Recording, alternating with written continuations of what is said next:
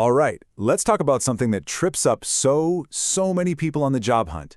What in the world is the difference between a resume and a CV? It sounds simple, right? But believe me, using the wrong one can get your application tossed out before anyone even reads it. So let's get this sorted out. I mean, think about it like this. You wouldn't use a hammer to drive a screw, would you? A resume and a CV, they're both tools to help you get a job, but they are definitely not interchangeable. Picking the wrong one sends a message, and it's probably not the one you want to send. For pretty much every applicant, this choice is a fork in the road. You've got one path that leads you into the corporate world and another that takes you toward academia. The document you choose to send? Well, that's your first step down one of those paths. And here's the absolute key to all of this. Picking the right document isn't just about the format. It's about showing you get it. It tells a potential employer, hey, I understand your world, I speak your language, and I belong here. It's your first test, and you haven't even said a word to anyone yet. Okay, so let's head down that first path. We'll start with the one most of us are familiar with, the resume. The best way to think about a resume is not as your life story, but more like the trailer for your career movie. It's your highlight reel. A resume is, first and foremost, a marketing document. Its one and only job is to sell you, quickly and powerfully, for a very specific corporate job. Businesses are looking to solve a problem, like right now. Your resume needs to be short, punchy, and every single word on it has to scream, I am the solution to your problem. And this right here breaks down the 3 pillars of a killer resume. 1, it's concise. Why? Because hiring managers literally spend seconds looking at it. 2, it has a laser-sharp corporate focus, which means it's tailored with keywords from that specific job description. And 3, this is huge, it's ATS-friendly. ATS is the applicant tracking system. That's the robot that reads your resume first, and if it can't read it, you're out. So now let's take a walk down that other path. If the resume is the movie trailer, the curriculum vitae, or CV, is the full-length documentary. We're talking director's commentary, deleted scenes, the whole shebang. This is your entire professional story.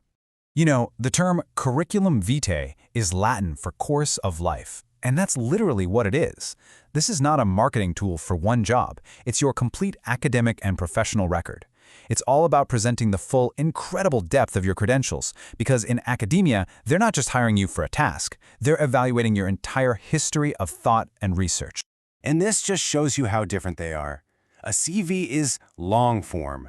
I mean, it's not crazy for a seasoned professor's CV to be 10, 20, or even more pages long.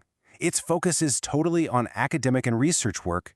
Every paper you published, every conference you presented at, every grant you won. It's a comprehensive archive of your life's work. Okay, so we've established these are 2 very different documents. The million-dollar question is, how do you know which one to use and when? Well, it's actually way simpler than you might think. It all boils down to the job you're applying for. This table lays it all out perfectly. Applying for a job in business, tech, or marketing, that's a corporate job. Use a resume. Simple. Applying for a position at a university, a research institute, maybe a fellowship, that's the academic world. You need a CV. See, the whole goal of a resume is just to get you in the door for an interview. The goal of a CV is to present your entire scholarly identity to be judged by your peers. It's a totally different purpose. Now, I really need you to pay close attention to this next part. I'm serious. Because making this one mistake is the fastest way to get disqualified. It happens all the time, and it's so easy to avoid. Just stop and think about all the work you've put into your career. The late nights, the tough projects, all of it. Now imagine all of that being thrown into a digital trash can by a robot before a single human being even gets a chance to see it.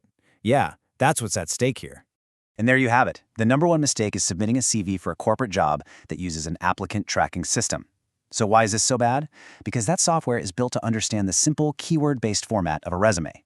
When you try to feed it a long, complex CV, it just chokes. It can't read it correctly, it misses the keywords, and it flags you as not a match. And just like that, game over. So if you remember just one thing from all of this, let it be this. Context is king. You have to do your homework, research the industry, figure out its norms, and then match your document to the job. A resume for corporate, a CV for academia. It really is that simple, and that important. In today's job market, a PDF file lands on a hiring manager's desk long before you do. That document is your ambassador. So I want you to take a hard look at yours. Is it telling the right story? Is it speaking to the right audience in the right language? Because making sure it does is the first and maybe the most critical step you can take toward that next big career move.